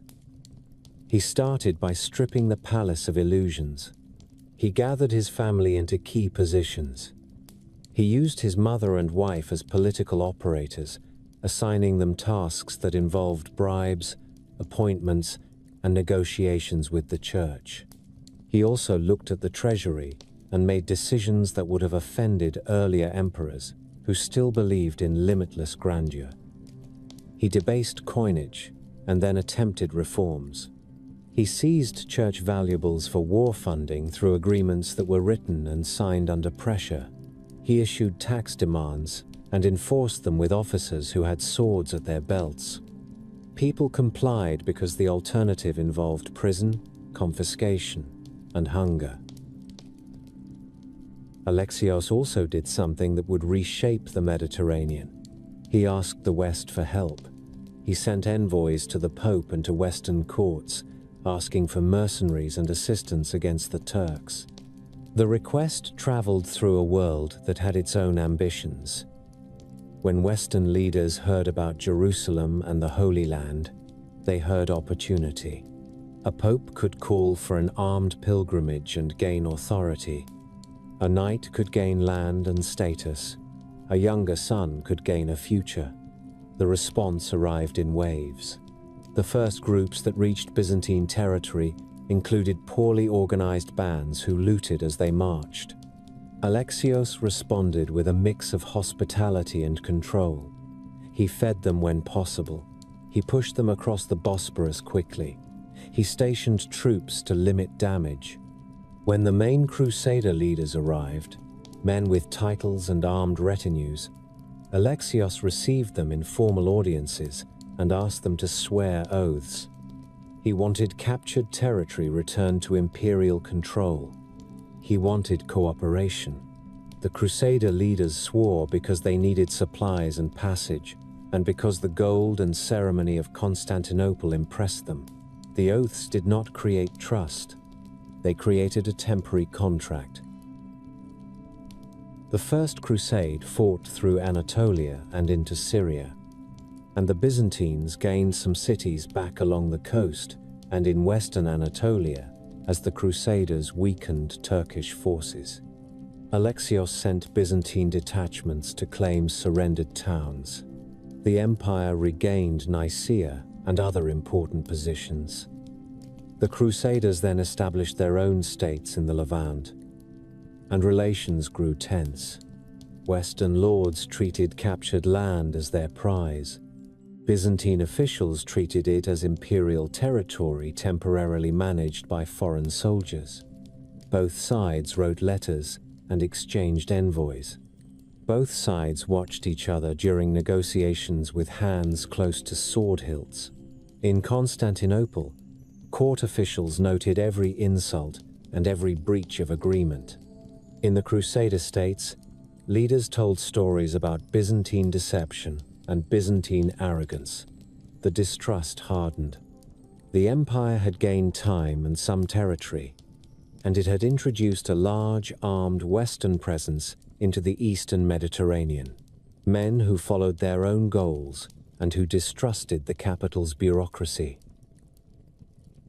Alexios and his successors in the Komnenos family held the empire together through competence and constant attention. John II Komnenos campaigned steadily, pushing into Anatolia, securing roads, and reclaiming towns through siege and negotiation. Manuel I Komnenos followed with ambition and a taste for Western style. He held tournaments and cultivated Western knights while maintaining Byzantine administration. He fought in Hungary, in Italy, and against Turks, spending money to project strength. He married into Western dynasties and hosted Western envoys with expensive gifts. The empire in these years looked vigorous, and it also depended on an expensive machine. Armies required pay. Fortresses required upkeep. Diplomacy required bribes and dowries. The court required spectacle. When Manuel died in 1180, his heir was young, and the court's factions moved fast. Regents fought. Ministers were dragged from office. People in the city sensed weakness and became dangerous.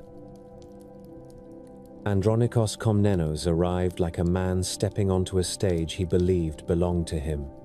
He had traveled, plotted, and survived exile. He understood the crowd. He walked into Constantinople in 1182 with supporters and used public anger against the regency. The city erupted in violence against Latin residents, merchants, and families who had lived in the city for years under imperial permission. Mobs moved through neighborhoods, breaking doors, looting shops, and killing people in the streets. Bodies lay in alleys. Survivors fled to ships. Andronikos took power and ruled with paranoia. He ordered arrests. He held trials that ended in mutilation and execution. He hunted rivals and used public punishment to keep people afraid. For a time, fear produced compliance. It also produced conspiracies. In 1185, after military failures and rising hatred, the city turned on him. He tried to flee. He was caught. The crowd tore at him, beat him, and killed him. Another emperor took the throne, Isaac II Angelos, and the pattern repeated: court factions, military weakness, financial strain, foreign threats. The empire's internal stability frayed, while external enemies watched and adjusted. The Fourth Crusade began as a plan to attack Egypt, a strategic target that could weaken Muslim control of the Holy Land. Western leaders gathered knights, ships, and money. Venice played a central role because Venice could build and supply a fleet large enough to transport an army. The Venetians negotiated a contract. The Crusaders promised payment. When the Crusaders arrived in Venice, their numbers were smaller than expected, and their funds fell short. Venetian officials met in halls with stone floors and banners on the walls. Doge Enrico Dandolo was old and blind, and he still ran the negotiation like a man who could smell weakness. He offered a solution. The Crusaders would help Venice capture Zara, a rival city on the Adriatic that had rebelled against Venetian control. The Crusaders agreed. They attacked a Christian city. They took it. The decision revealed the expedition's core problem. It depended on money and logistics controlled by Venice, and it depended on leaders willing to justify almost any action as temporary necessity. In the winter of 1202 and 1203, another offer arrived, carried by envoys and shaped by desperation. Alexios Angelos, a Byzantine prince, had fled Constantinople after his father Isaac II had been deposed and blinded by Isaac's brother Alexios III. The young prince promised the Crusaders vast sums of money, supplies, and military support if they helped him regain the throne. He promised submission of the Byzantine Church to Rome.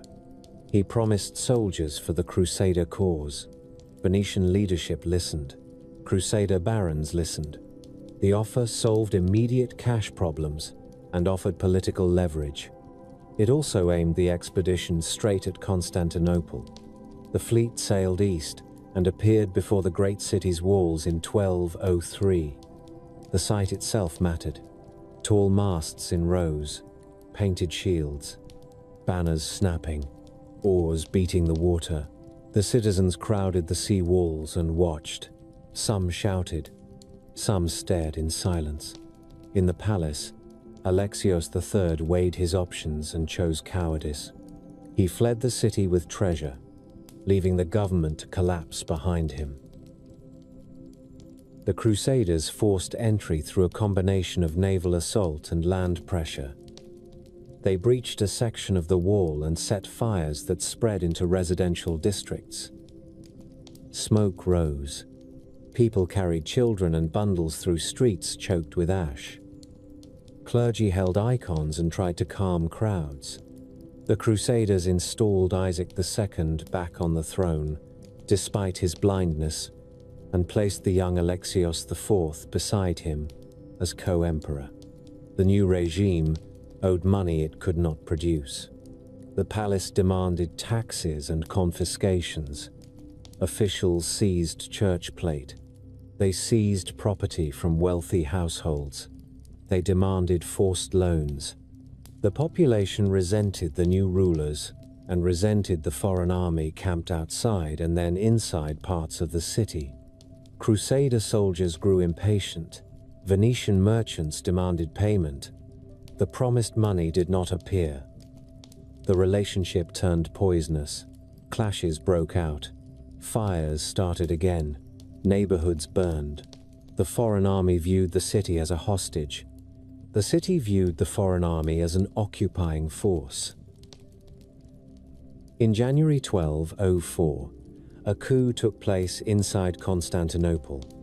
A man named Alexios Doukas, called Mortsouflos, seized power. He had a thick brow and a rough manner that appealed to people who wanted a strong defender. He removed Alexios IV. The young co-emperor was imprisoned and later killed. Isaac II died soon after. The new ruler, Alexios V, prepared for a siege. He reinforced walls. He ordered patrols. He attempted to rally the city.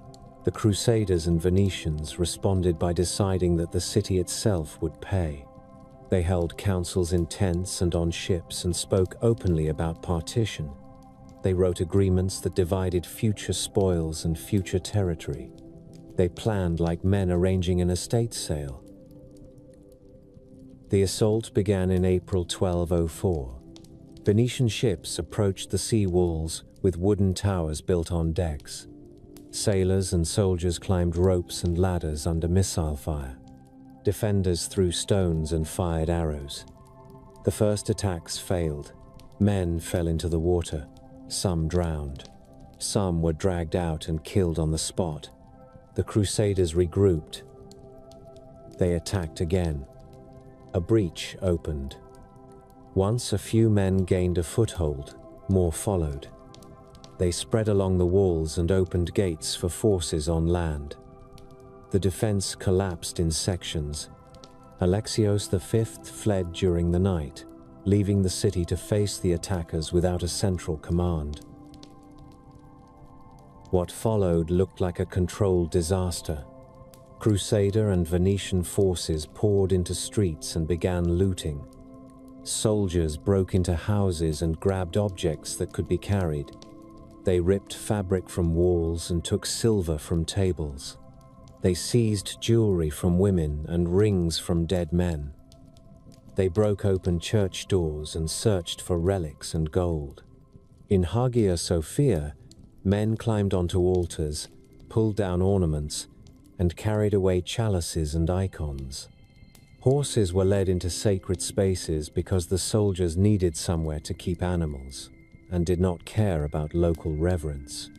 Fires spread again as looters used torches and as defenders attempted last stands in dense neighborhoods. The smoke rose over the city in thick columns. People fled to monasteries, to hidden courtyards, to any place with a door that could be barred. Some were dragged out anyway. Some were killed in front of their families. Some were raped. The violence lasted days. When it slowed, the city looked stripped. Many houses stood empty with broken doors. Streets held smashed pottery and torn fabric. Dogs fought over scraps. The empire's capital, the city that had survived sieges and civil unrest for 8 centuries, had been taken by an army that claimed to fight for Christ.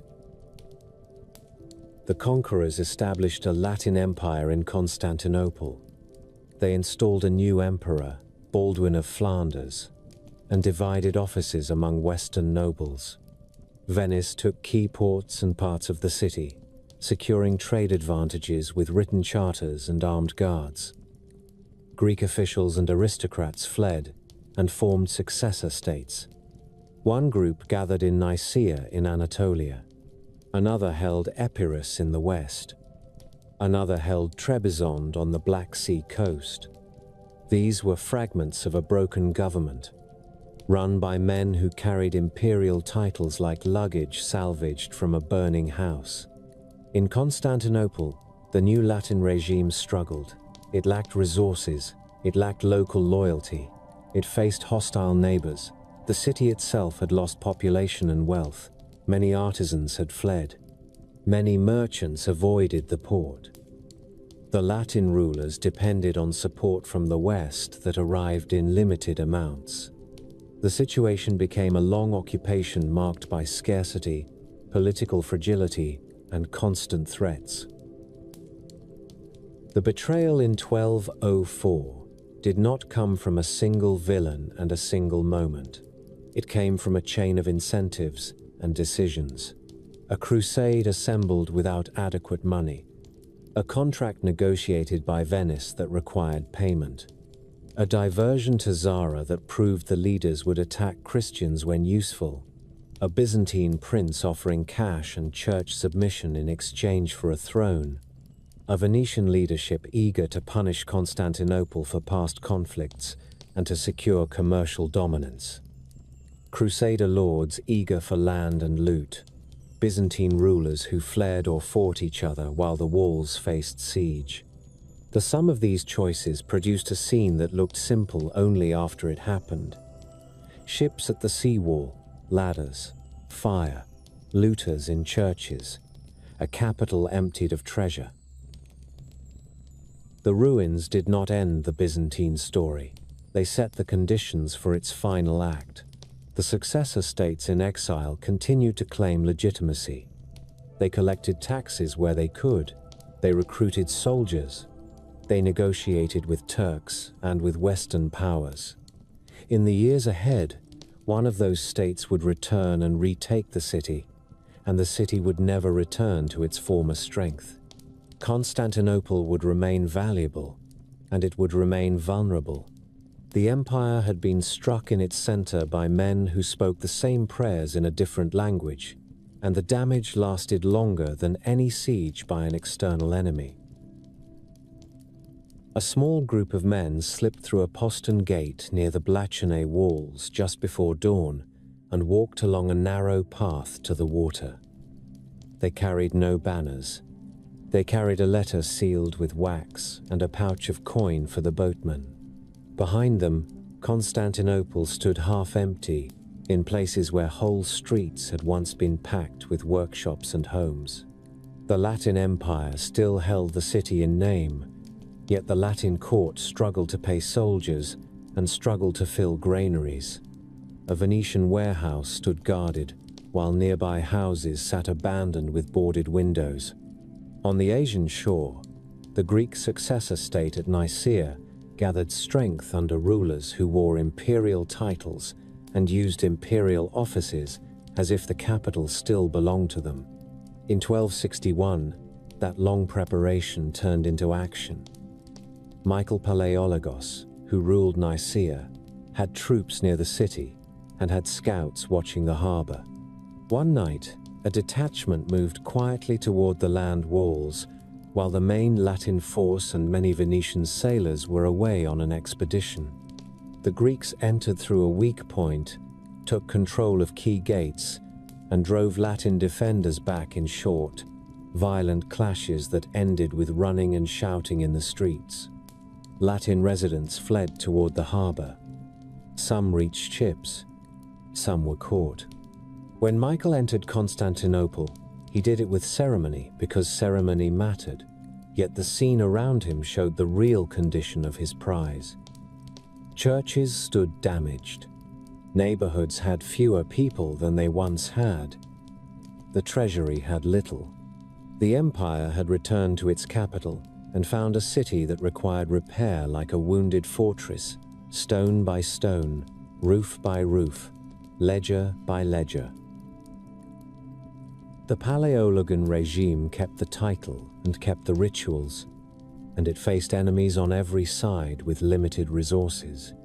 The restored empire held parts of Thrace and parts of Greece and a few islands, and it also relied on agreements with Italian maritime powers that extracted privileges like toll exemptions and trading quarters. Genoese ships anchored in the Golden Horn and operated from Galata with their own walls and their own guards. Venetian merchants stayed active too. These foreign enclaves looked like neighbors and rivals at the same time. Inside the palace, officials argued about tariffs and military contracts while the countryside outside the city walls grew dangerous. Turkish groups in Anatolia expanded their territory through raids, treaties, and sieges. They took towns that had been Byzantine for centuries. They placed garrisons. They collected taxes. Byzantine commanders wrote reports that described new losses in plain terms and requested money and men that rarely arrived. In the Balkans, Serbian and Bulgarian rulers pushed their own claims. Civil wars inside Byzantium made the situation worse.